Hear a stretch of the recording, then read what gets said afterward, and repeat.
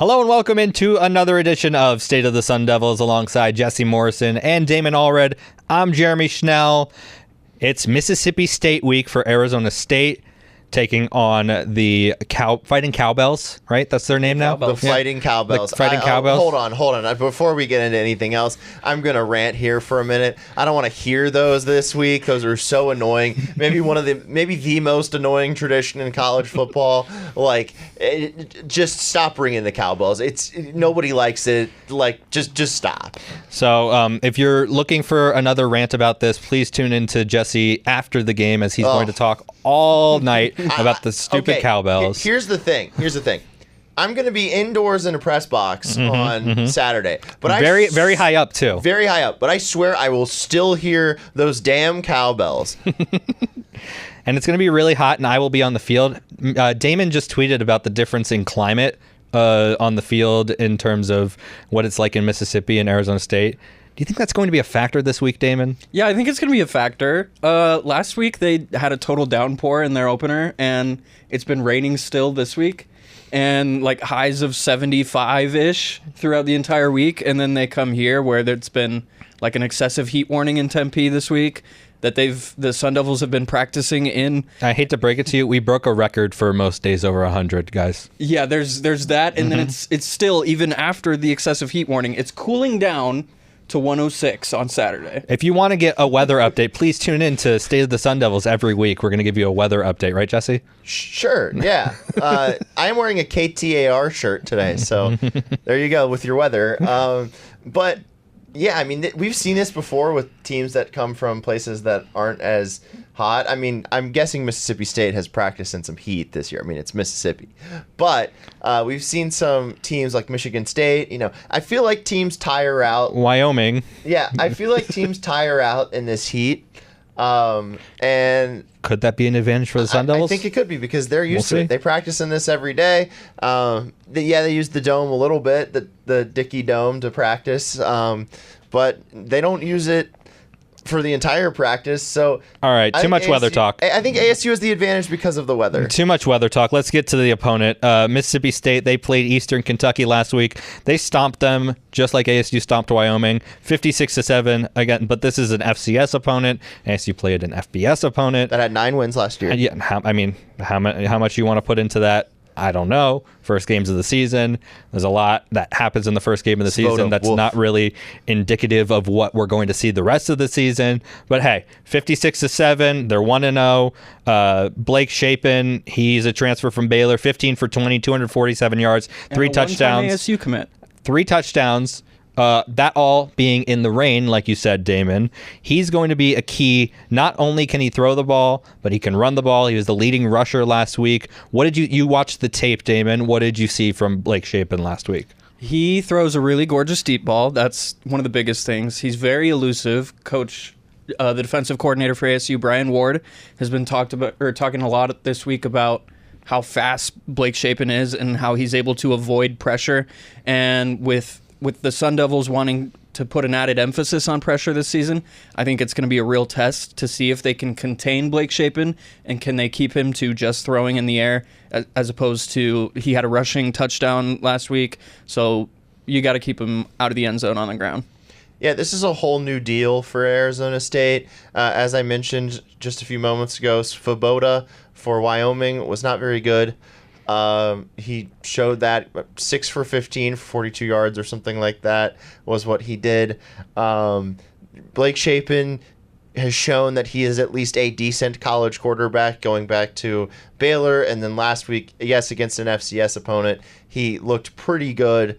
This is going to be a different level of test for Arizona State versus what they saw in Wyoming, who definitely did not have the next Josh Allen at quarterback.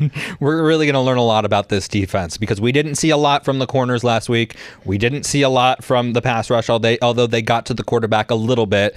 I think we're going to see more against an SEC opponent, against a team that, while picked to finish second to last in the SEC, still has SEC athletes. Yeah. And it's going to be interesting to see how the pass rush plays, how the secondary plays. I'm really looking forward to seeing how the linebackers are able to stop the run as well. Yeah, and to go off of that point, SEC is at the SEC. Like, you can't take an SEC opponent lightly. I think we saw last week probably the biggest upset of the week. There wasn't that many. I mean, I guess you could say that the Florida State game. Florida State had 2 upsets in week 1. Yeah, but I don't really know if you count that as an upset after we've seen what they can't do this season. But you saw Virginia Tech go on the road to Vanderbilt, and I think a lot of people thought that game was going to be all Virginia Tech. I mean, it was basically a Virginia Tech home game at that one, and you saw the SEC team be an SEC team. And I think that it's going to be kind of the same situation here. Like, top to bottom, pretty good or very good conference. It's still SEC. It's a historically solid program, so I don't see it being a walk in the park at all, and this is a game that ASU really does need to take seriously. And the receivers, Damon, by watching the first game, you would think that they have a 3-headed monster at receiver. Right. Kevin Coleman, to me, is the most dangerous of the bunch. He's also super dangerous in punt returns. He had multiple that went 32, 30, 18 yards before they just stopped punting to him altogether. And Coleman is a guy that Dillingham was recruiting when he was at Florida State before Coleman ended up picking Jackson State and Deion Sanders. So I think that familiarity is going to be interesting. We'll have to ask Kenny if he talks to Coleman at all. I think that's going to be super interesting to see how Ward and the defensive staff tries to game plan to stop him and the other weapons that they have. True freshman Mario Craver showed off some things in week 1 as well, with a 54-yard touchdown, and he recovered another one in the end zone after a blocked punt. So they've really just got such incredible weapons. It's going to be tough to stop. Yeah, Jordan Mosley as well, 5 catches for 104 yards and a touchdown last week. So this is going to be a game, I think, where the corners are tested a lot more than last week, to your point earlier, Jeremy. Safety Isaac Smith, he was all over the place on defense. 11 total tackles, a pass breakup. It's going to be something to watch out for, especially in the running game. If he decides that he's going to play a little bit in the box, how will ASU respond with their 6-headed monster at running back? Yeah, and it seemed like they also were able to get pressure on the quarterback. And yes, again, Eastern Kentucky offensive linemen were probably not that hard to get through if you're the Mississippi State defensive line front 7. But they still got after the quarterback, so that's something to pay attention to. ASU's offensive line will probably be tested a little bit more in this one than they were last week against Wyoming. I expect to see a little bit more from Sam Leavitt this week, especially in a secondary that's, not really experienced in Mississippi State from what I'm hearing. What do you want to see from Sam Leavitt this week, Damon? It's a very tall and long group on the Mississippi State back end of their defense, and they really just leave them on an island in a lot of cases to, they trust the corners to do their jobs essentially. And so I think that it's going to start with, like we've talked about, establishing the run game.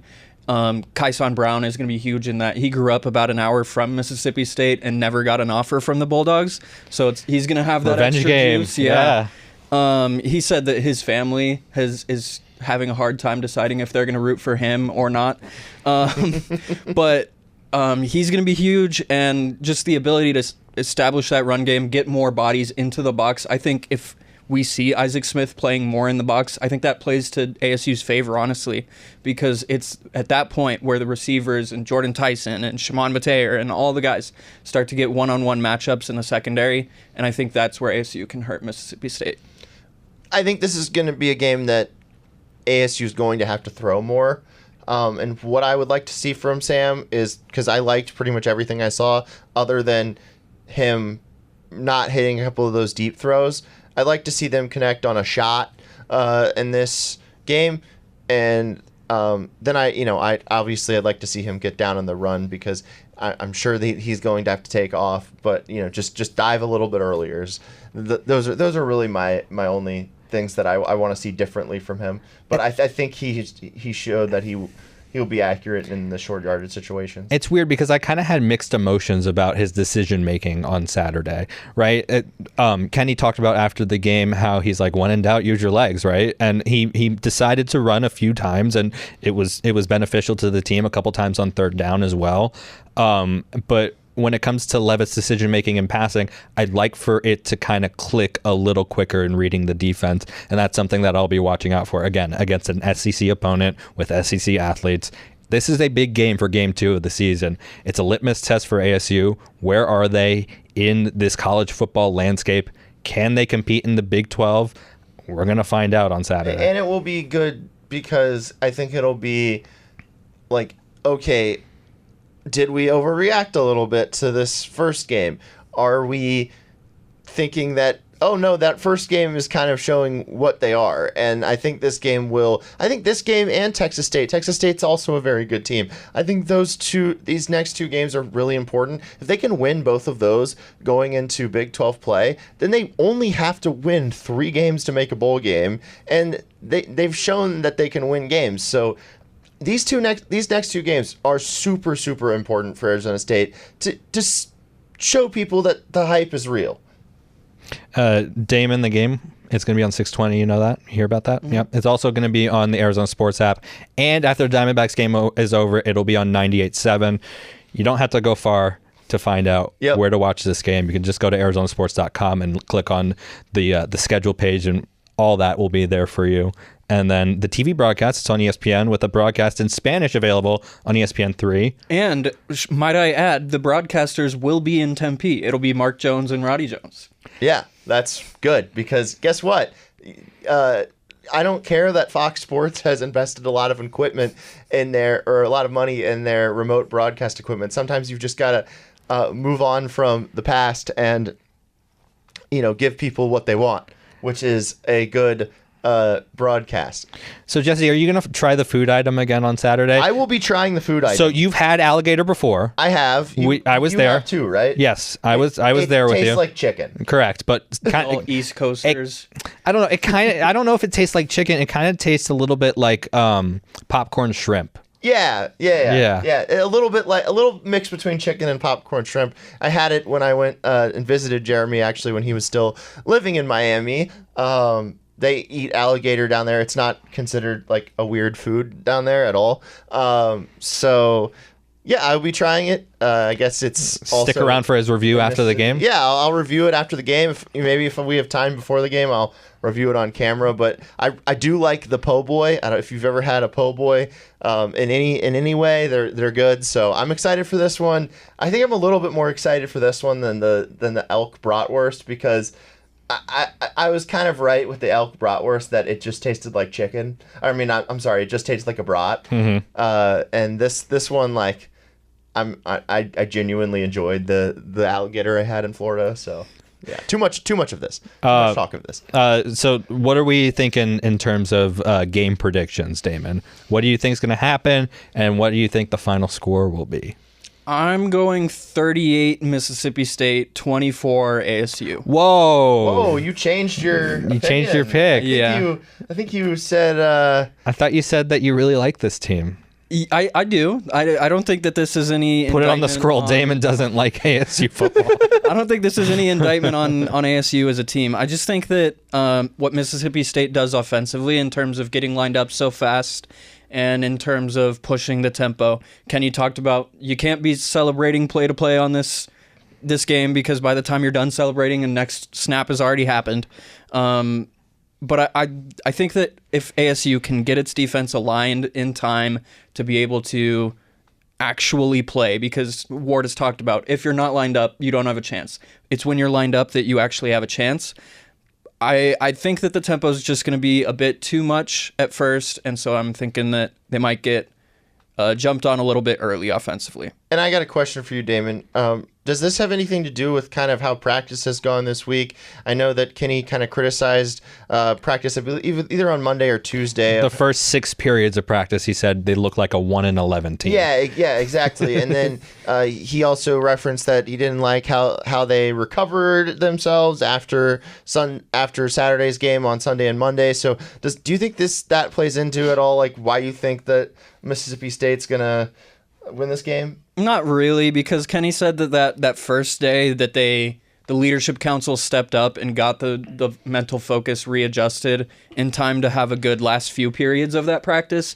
And then the day after, he just raved about a really good day of work overall and said that Tuesday was a really good physical day as well. It was just the mental focus that was lacking that day. I just think that the fast tempo after playing a Smash Mouth team is just going to be a little too much to deal with right away. Jesse, ASU's never beaten an SEC opponent. That's brought to you by Doug Tamaro. What do you think? Do you think this is the first time they can do it on Saturday? Yes, I actually do. So, change of pace here. I think that ASU will win this game, in the range of like a 31-24. Yeah, I'll say 31-24 Arizona State. So you both have a 24 in your predictions. Just Damon has 38 for Mississippi. Yeah, I didn't even realize that after 31-24, 31-21, something like that. I think will end up being the final score. I was pleasantly surprised with how ASU played on Saturday. Not just the fact that they routed Wyoming, but the fact that they were able to stay disciplined, not commit many fouls, not get beat over the top a lot. Go ahead, Jesse. Oh, no, I was just waiting for after you were done. I did want to add that one thing that I am super concerned about in this game is I was not impressed with Arizona State's field goal kicking. Yes. That could end up being something that... and Mississippi State, again, blocked a punt last week. Yeah, they blocked a punt last week. So watch out for the special teams game because, as Damon said as well, the return game for Mississippi State looked really good last week. And I think special teams could become a huge factor in this game. And I'm a bit worried about what ASU is going to be able to do kicking the ball. And if it comes down to, like, say it's 24-21 at the end of the game and ASU has to tie it to send it to overtime or something like that, at that point, I'd be a little bit concerned if it's like a 43-yarder that ASU has to hit. Yeah, that gives me some hesitation, but I do think ASU is still going to win this game. I also think ASU is going to win this game just off the back of some of the positive momentum that we've seen since Saturday. Obviously, the practice on Monday wasn't great, said Kenny Dillingham, in terms of the first 6 periods. But I think the way they've turned it around since, the way that they can use last week as just a building mark for the rest of the season. I'm excited to see ASU come out and play really well against this Mississippi State team. They have to be very disciplined in the secondary, and they have to make sure that they are tackling guys on the first attempt. Don't let them break tackles or else you will lose this game. But I got ASU winning this one. Let's go 24-17. 17. Wow, yeah. I don't know about that. I put 24 in my prediction. Guys, there's some talk about UConn moving to the Big 12, but the talk stopped. Like, what happened there? Brett Yormark did some talk about it, right? Yormark says with UConn to join the conference has been halted for now. What are your thoughts? Sometimes you just stop mid-sentence, Mm-hmm. You're just talking and then it's paused. So that's what you think happened? It just paused? I think there's a lot going on. Probably is my guess. There's a lot. Do you want UConn to join this conference? I don't. Yes. Damon does. I don't. Why? Which one of us? Damon. I looked at Damon. I just want basketball super conference. I want to be the SEC of basketball. That's all. But you want to travel to Storrs, Connecticut? Sure. It's 2024. We have better transportation modes. Also, they sometimes play in Hartford. Which, don't get me started on that. They should always just play on campus. Here's my opinion about it. It would be a terrible ad for football, number one, because at the start they've shown that they've been good at football like twice in my entire life. But if they're in a bigger conference, it'll like help. SMU. Yeah. Okay, maybe. Then, as far as the basketball situation goes, the men's basketball side of things, the Big 12's good enough as it is. I don't think that it needs more power in the conference. I am fine with not every single game being an extremely difficult challenge against a powerhouse. And then you go to the women's side of things, and I was talking about this with my friend that maybe I've underestimated the women's basketball going into this year, because they did add Utah, very good program, added U of A, shown that they just went to the national championship game a few years ago. So I don't want to see Gino Auriemma and his UConn team. Baylor's usually pretty good. Baylor's still really good. I don't want to see those. Iowa State, they're going to be good this year. Correct. I don't want to see this conference get more powerful basketball wise, because I think it could like Arizona State could end up just being perennially bad at basketball. Scared money don't make none. Yeah, sure. I get it. I mean, it's a bad take. I mean, it's like I'll admit it's a scared take. Like, it's like I don't want to see these teams come here and beat ASU every year. That's really how I feel. Even though I think the men's team this year for ASU is going to be very good. Now, a different question. Do you think it's going to happen, Damon? I do think at some point it will happen, just because things like this that present money always happen. Quickly, Jesse. I hope it doesn't. There is another reason why I hope it doesn't, because I didn't say hope. I said, do you think? I know. UConn belongs in the Big East. They're a Big East school. But I do think it'll happen, because football drives the dollars, and they probably want to join for the football sake of things.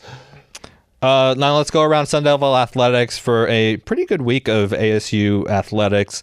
Volleyball is 3-0 with wins over Butler, Lipscomb, and Cal Baptist. They're in. That was all in the LUV Invitational. The love. Say it. Love. There you go. Thank you. LUV. Love. Love. That does not spell love. Love. So the San Diego tournament starts Friday. They play UC Santa Barbara. Soccer still has not lost. They're 4-2-0. Plays Utah Tech at 11 a.m. on Sunday in Tempe. Kyria Bladell was named Big 12 Co-Freshman of the Week with her hat trick and a 3-0 win over Penn. They're playing Ivy League schools now? That's what we're doing here? Innovation is greater than Ivy League, if you saw the Twitter caption. Yeah, and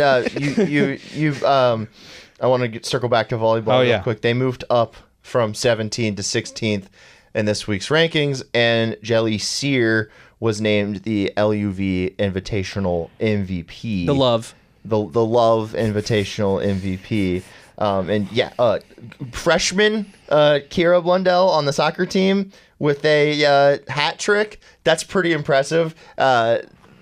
So, yeah, great starts for them. Really good start for football as well. Things are going well. And then you had the only team that I guess has lost, if you really want to call it losing, is the cross-country men's team finished 4th and their invite over the weekend, and the women finished 3rd. So I guess that's technically losing, but I don't know.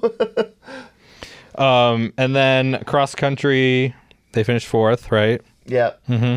And then is that it? Is that everything from all the athletics? That is everything. Yep. Yeah. That is all the sports going on right now. You got 4 going on at the moment. There's still time for some of these guys in Sun Devil alum in terms of the NFL to get taken off the practice squad and added to the 53-man roster. We saw it yesterday with Messiah Swinston. He is on the Carolina Panthers now. But here are a couple guys that to look out for this week. Ro Torrance, he's on the practice squad with the Bears. Chris Edmonds, practice squad with the Browns. Quinn Bailey's injured. He's on the Broncos, though. Correct. Mitchell Fraboni, he's on the Denver Broncos. So that's exciting. Jack Jones. Jack. He's back. He's on the Raiders with Antonio Pierce. Some things make too much sense. And of course, Nesta Jade Silvera is there. Yep, he's we also love there. Nesta. Tight end N'Keal Harry is on the practice squad with the Minnesota Vikings. Apparently he's been playing pretty well. Hey, I'd be a tight end if that meant being on the practice squad instead of not being in the NFL. Yep, that's basically what happened, because Bro could get separation. DJ Davidson, he's on the New York Giants. X Valade is on the practice squad of the Jets. Brandon Ayuk just signed his new deal. Shout out Brandon Ayuk, by the way. What a guy. Getting that deal. Shout out. He deserves it. Call it the Green New Deal.